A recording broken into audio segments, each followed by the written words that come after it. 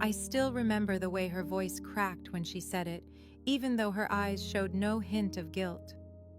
We were sitting at the dinner table, the same one we chose together when we first moved into the house. I thought it would be another quiet night. Maybe she'd complain about work or mention her new gym routine. Instead, she set her fork down, looked straight at me, and said, "I'm moving in with Anthony. We're having a baby together." For a moment, my world stopped. My wife, the woman I built my life around, had just casually torn the foundation out from beneath me. At first, I thought it had to be a cruel joke. I even laughed, waiting for her to laugh too, but her face stayed cold and serious. She wasn't joking. My heart felt like it had been slammed into concrete. The first thing I asked wasn't even why. It was when. When did the vows we made stop mattering? When did Anthony, her so-called friend from work, become more important than the husband who stood by her through every storm? She didn't flinch. She calmly said it had been going on for months, that she was tired of pretending she wanted a life with me. I wanted to explode. I wanted to scream, but I didn't. I just sat there, listening, almost numb. It wasn't like the movies where the betrayed husband flips the table or storms out. No, I stayed calm. Maybe too calm. That seemed to unsettle her. She expected me to beg, to cry, to fight for her to stay. Instead, I let her words hang in the quiet room. Then I asked the one question that made her blink. "And you thought I wouldn't find out on my own?" That's when I saw it, the brief flicker of fear. The truth was, I already knew about Anthony. The late nights at work, the sudden focus on her appearance, the way her phone never left her hand.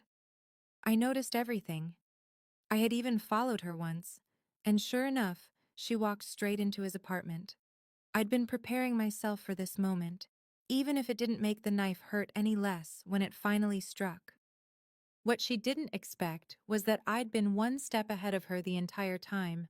She thought she was dropping a bomb on me, but in truth, she was only confirming what I'd already pieced together.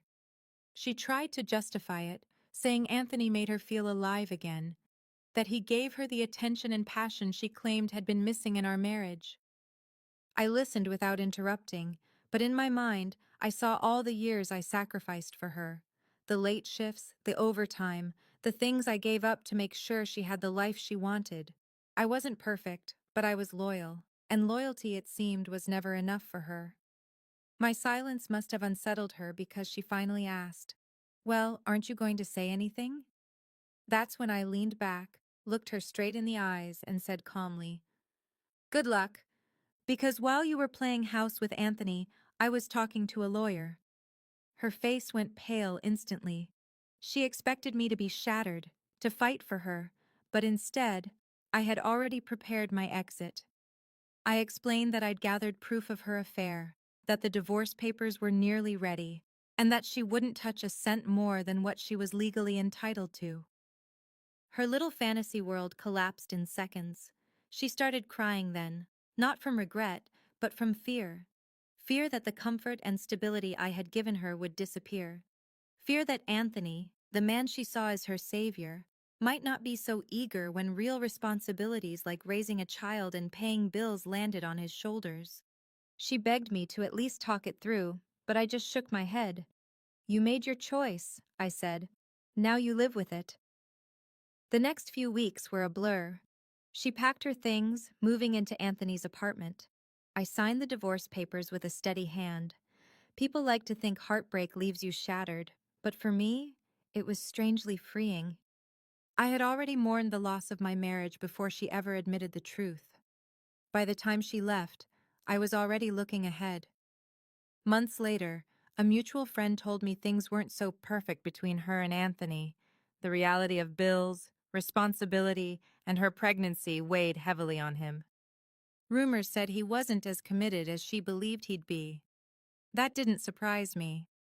Men like Anthony are exciting in the shadows, but weak in the light of day. I didn't gloat when I heard that. I just felt a deep sense of closure. She made her bed, and now she had to lie in it. As for me, I rebuilt. I started over. I reconnected with old friends, picked up hobbies I'd abandoned, and for the first time in years, I felt truly free. My reply that night stunned her into silence, but it also set me free. Sometimes strength isn't found in fighting to keep someone, it's found in knowing when to let go. And when I did, I realized I hadn't lost anything at all. She had.